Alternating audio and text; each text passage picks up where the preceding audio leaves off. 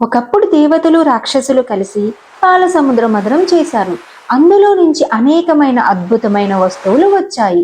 చివరిగా అందరికి కావలసిన అమృతం వచ్చింది. అమృతం ఎవరికి ఇవ్వాలి అని గొడవ మొదలైంది రాక్షసులకు దేవతలకు.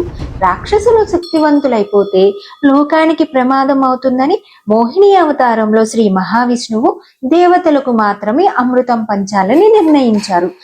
కానీ ఒకానొక రాక్షసుడు చాలా తెలివిగా దేవతల వేషంలో కూర్చున్నాడు.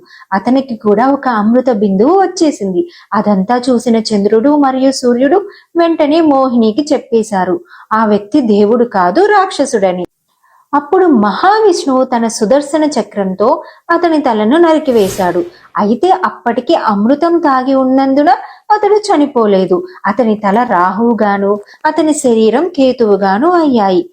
ఇది ఇలా ఉండగా అసలు చంద్రగ్రహణం ఎందుకు వస్తుందంటే అతడు రాక్షసుడు అన్న రహస్యం బయటపెట్టింది చంద్రుడే కాబట్టి రాహువుకు చంద్రుడిపై ద్వేషం పెరిగింది.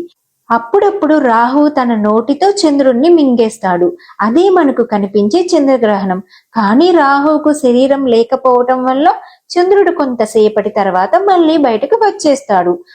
మన పురాణ గాథల ప్రకారం చంద్రగ్రహణం ఈ విధంగా ఏర్పడుతుంది.